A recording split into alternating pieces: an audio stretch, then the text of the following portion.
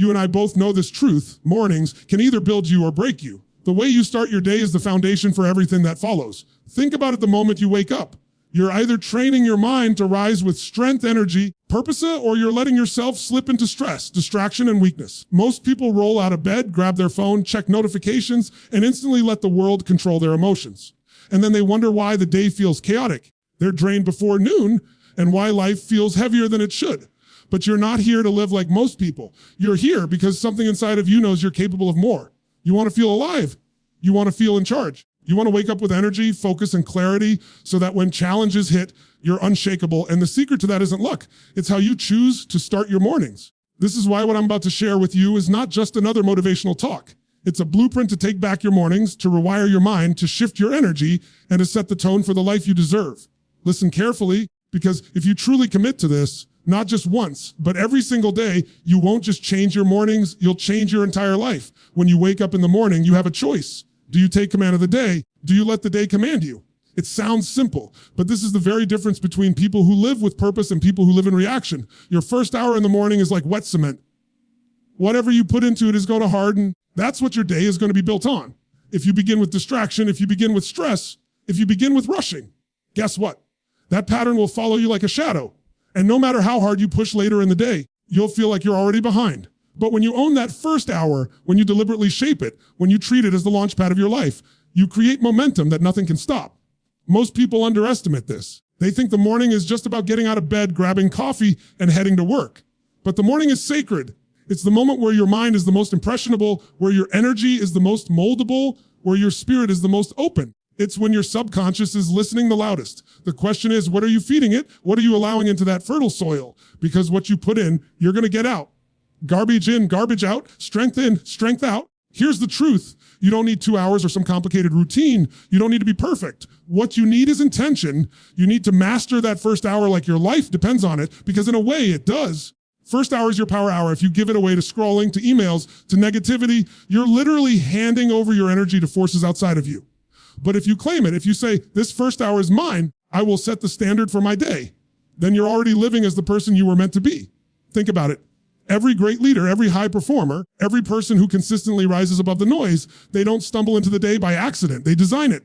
They set rituals. They shape their emotions before the world has a chance to. They decide who they're going to be before anyone else decides for them. That's the difference. So ask yourself right now, how are you starting your mornings? Are you waking up and immediately reacting to the world, checking your phone, scrolling through social media, consuming everyone else's agenda before your feet even touch the floor? If so, no wonder you feel exhausted, overwhelmed, or unfocused by the time you hit the middle of the day. You've programmed your mind to be reactive. You've allowed the outside world to hijack your inner world. But imagine a different approach. Imagine opening your eyes in the morning, and before anything else, you breathe deeply, you sit in gratitude, you move your body, you focus on your intention. Imagine beginning your day not in chaos, but in clarity. Instead of letting stress dictate your state, you're the one setting the state. That's power. That's leadership of self. And when you master yourself in that first hour, everything else in the day becomes easier because you've already established the pattern. You've trained your mind to respond instead of react, to lead instead of follow, to rise instead of collapse. Here's the mistake so many people make. Wait until life falls apart to try and get control. They wait until they're burned out, until they're sick, until they've lost opportunities to finally start asking, how do I take my power back? Don't wait until then. You have the chance every single morning. The first hour is the ultimate reset button, the chance to rewrite the script before it begins. Why wouldn't you use it? Let me make this practical for you. You don't need to do 100 things. Start with just a few minutes. As soon as you wake up, take control of your environment. Don't touch the phone. Don't check the news. Don't let the outside world invade yet. Instead, sit up, put your feet on the ground, and take 3 deep breaths. Full, powerful, intentional. Let your body know it's time to come alive. Then move, stretch, do push-ups. Go for a walk, jump around, whatever it takes to shift your state. Your body is the fastest doorway to your mind. Once your energy is activated, direct your focus. Think of 3 things you're grateful for, small or big, doesn't matter. Gratitude shifts your mind into abundance. It says, I already have more than enough, and I can create more. And then set 1 clear intention for your day, not 10, not 20. 1, decide who you're going to be, how you're going to show up, what standard you're going to hold yourself to. That's it.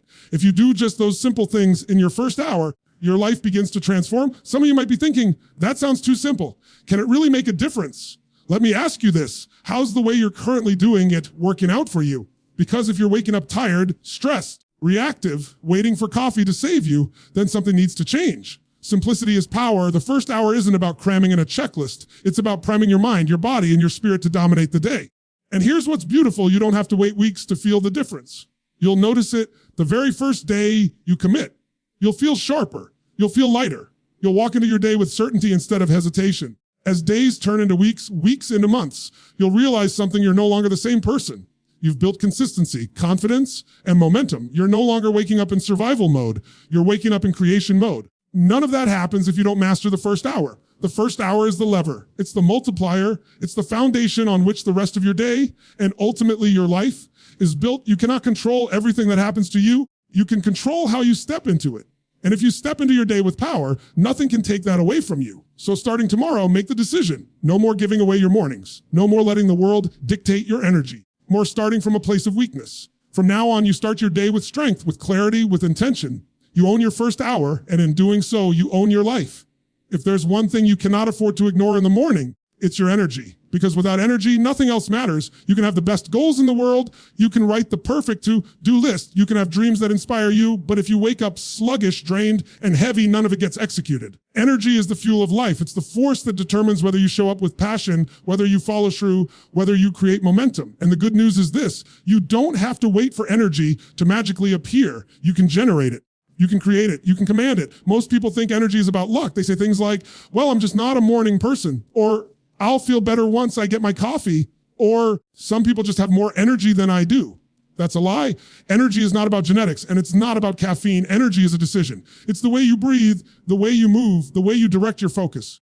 The fastest way to shift it is to change your physical state. Your body is the gateway. When you change the way you use your body, you change the way you feel. Think about the mornings when you've woken up tired, dragging yourself out of bed, shoulders slumped, head down, moving slowly. What's the emotional state that follows? Lethargy, procrastination, a mind that looks for the easiest path. But contrast that with the times you've jumped out of bed, stretched, maybe played some music, moved your body, went for a jog, or even just walked with intention. What happened? Suddenly you felt alive. Suddenly your mind sharpened.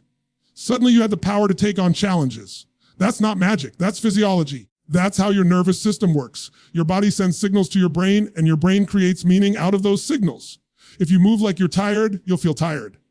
If you move like you're energized, you'll feel energized. This is why priming your body in the morning is non-negotiable, because the way you use your body will determine the state you carry into the rest of the day.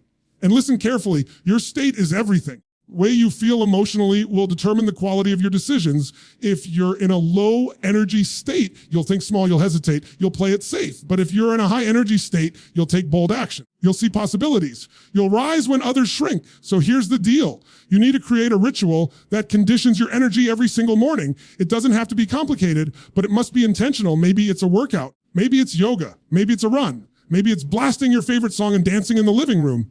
Maybe it's deep breathing, flooding your body with oxygen. It doesn't matter what you choose, as long as it activates your system. The key is to break the pattern of stillness, to interrupt the inertia of sleep, and to train your body to come alive. Some of you might think, but I don't have time. You don't have time not to. If you don't have 10 minutes to move your body in the morning, you don't have a life. Because without energy, every other area suffers. You'll be slower at work. You'll be less patient with your family. You'll procrastinate on the things that matter. You'll carry the weight of fatigue everywhere you go. But when you decide to generate energy, suddenly everything accelerates. You do more in less time. You handle stress with more resilience. You inspire people around you. And most importantly, you feel alive. Think about this. A race car doesn't win because it drives carefully. It wins because it generates maximum power and channels that power with precision. Your life is the same. You can't crawl into the day and expect to win. You need to rev up your engine. You need to ignite your system. You need to put yourself in a peak state. And the beauty of it is, it's within your control every single morning. You've probably had those days when you woke up feeling off, but then you went to the gym or you pushed yourself to move and suddenly everything shifted. That's because your physiology changed your psychology. It's like flipping a switch. Movement is medicine. Oxygen is fuel. Posture is programming. When you stand tall, breathe deeply, move powerfully, you are telling your brain, this is who I am. I am ready. I am strong. I am unstoppable.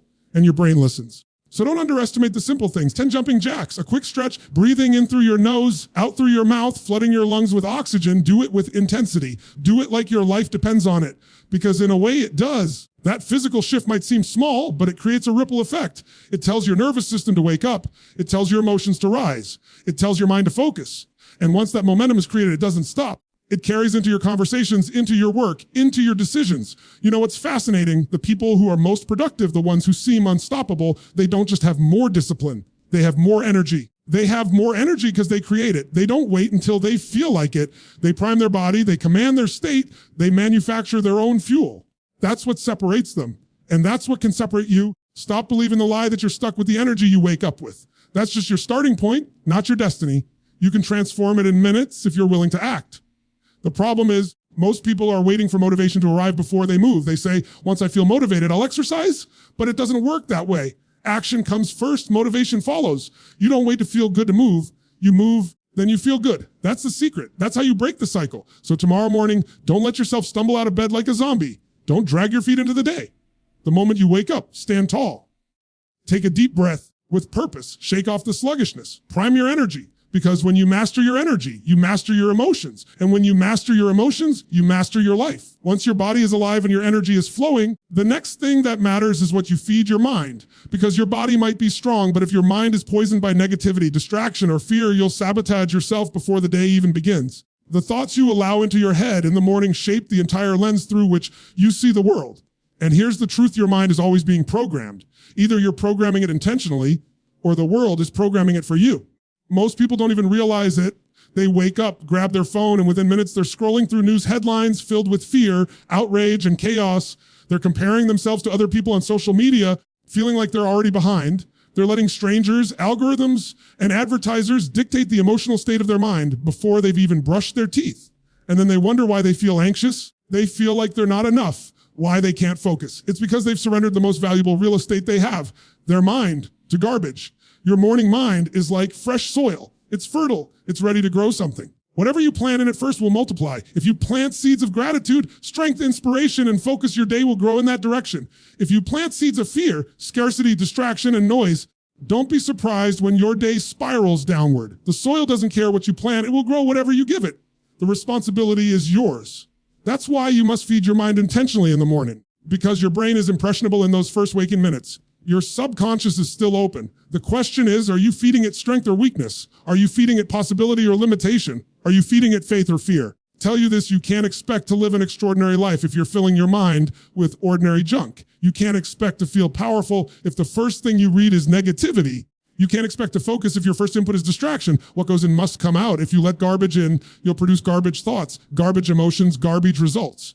But if you put in empowering words, lifting messages, thoughts that stretch you and remind you of your strength, then you'll walk into your day with clarity and conviction. So what does it look like to feed your mind properly? It can be as simple as taking 10 minutes in the morning to read something inspirational instead of scrolling. It can be listening to an audio that lifts you up while you get ready. It can be writing down your own affirmations, programming your brain with the truth about who you are and who you're becoming. It can be visualizing the life you're building, seeing it so clearly in your mind that you start to feel it in your body. You might think that sounds small. Don't underestimate it. The words you read, the voices you listen to, the images you focus on, they all become the soundtrack of your day. If you start with chaos, your mind plays chaos. If you start with discipline, your mind plays discipline. If you start with inspiration, your mind plays inspiration. That's the power of input. And here's the thing, your brain will believe whatever you tell it often enough. If you keep feeding it thoughts of doubt, it will start to believe you're weak. If you keep feeding it thoughts of fear, it will start to believe the world is dangerous. But if you feed it thoughts of strength, gratitude, courage, and possibility, it will start to believe you are unstoppable. And once your brain believes something, behavior follows. This is why I always say protect your mornings like your life depends on it. Because in a way, it does. Don't casually consume what the world throws at you. Decide what you're going to put into your mind. Choose your input. Choose your fuel. Be as intentional with your thoughts as you are with your food. You wouldn't eat garbage every morning and expect to feel great. So why would you let your mind feast on garbage and expect to live in strength? Don't just stop at consuming. Create, speak life into your mornings. Say out loud the truth you want to believe. Tell yourself, today I am strong. Today I will lead. Today I will rise. Don't whisper it, say it with power. Because your own voice is the most influential voice you'll ever hear. When your brain hears your own words spoken with certainty, it programs them deep into your subconscious. That's how you feed your mind, not just passively, but actively. Remember this? World is loud, it's noisy, it's designed to steal your attention, to fill your head with drama and distraction. If you don't take control of your input, the world will. And if the world controls your input, the world controls your emotions. If you take that power back, if you say, I choose what goes into my mind, I choose what seeds I plant, I choose what I water, then you've already won before the day even starts. So tomorrow morning, before you pick up the phone, before you let anyone else's agenda enter your head, stop and ask yourself, what do I want my mind to be filled with today? Do I want strength? Then I will read strength. Do I want inspiration? Then I will listen to inspiration. Do I want clarity? Then I will sit in silence, breathe deeply, and focus on what matters most. Because what I put in now will determine what comes out later. Feed your mind with power, and you'll live with power. Feed your mind with weakness, and you'll live with weakness. The choice is always yours. There's a force that can shift your entire emotional state in seconds. It's not complicated, and it doesn't cost anything.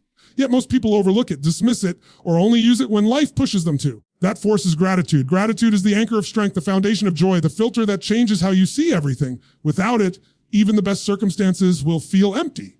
With it, even the hardest challenges can become meaningful. Most people spend their mornings thinking about what's missing, what's wrong, or what they don't have. They wake up already focused on problems, bills, deadlines, mistakes from yesterday, fears about tomorrow. And when you start from that place, you're already carrying weight before the day even begins. You're programming your nervous system to live in scarcity, to live in lack, to live in a mindset of never enough. And when you live in that state, nothing will ever satisfy you. Faster, work harder, achieve more, but you'll always feel like you're behind. But gratitude flips the script. Gratitude says, I already have more than enough. It says, life has already given me gifts I could never repay. Gratitude pulls you out of scarcity and places you in abundance. And the moment you shift into abundance, your stress loses its grip. Your fear loses its voice. Your anger dissolves. Because you cannot feel fear and gratitude at the same time. You cannot feel scarcity and gratitude at the same time. You cannot feel anger and gratitude at the same time. Gratitude overrides it all. Here's the beauty. You don't need to wait for something big to happen to feel it. You don't need millions in the bank. You don't need a perfect life. You don't need everything figured out.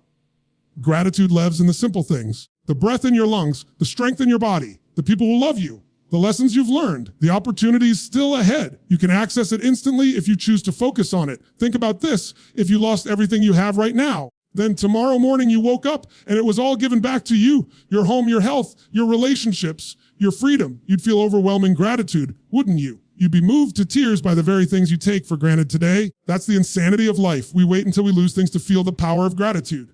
Why not feel it now? Why not wake up every morning as if life just handed you another chance? Because that's exactly what it did. Every single day you open your eyes is a gift you didn't earn, but one you've been entrusted with.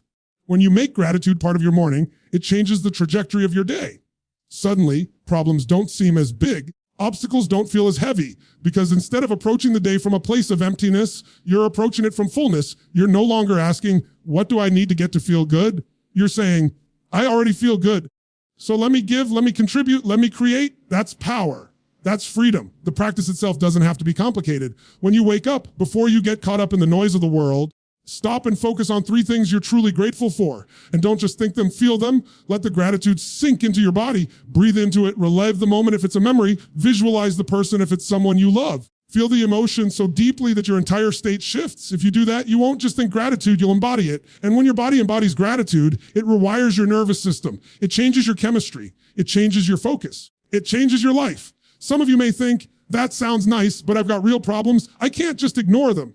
Gratitude doesn't mean ignoring reality. It doesn't mean pretending problems don't exist. It means you're choosing to see the whole picture. Yes, you may have struggles, but you also have blessings. Yes, you may have challenges, but you also have opportunities. Gratitude doesn't erase the pain, but it gives you the strength to carry it. It reminds you that even in the darkest moments, there's still light, and that shift in perspective is often the very thing that allows you to overcome what once felt impossible.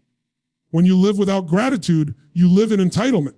You start to believe you deserve everything, and when life doesn't hand it to you, you get bitter.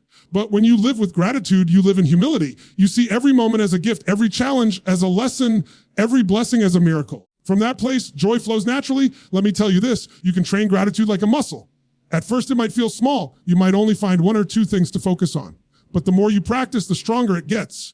Soon you'll start to notice things you've overlooked for years. The sound of laughter, the warmth of sunlight, the kindness of a stranger, the opportunity to grow. And once you start noticing them, you can't stop. Gratitude will color your entire life. When you live in gratitude consistently, it doesn't just affect you. It affects everyone around you. People feel it. They sense it. They're drawn to it. Gratitude radiates. It makes you magnetic. It makes you a source of energy instead of a drain. It makes you the kind of person others want to be around because you lift them up simply by being you. So tomorrow morning, don't just rush into the day with a head full of worries. Stop, breathe, and ask yourself, am I grateful for right now? Let that answer expand inside of you until it overflows. Let it shift your perspective.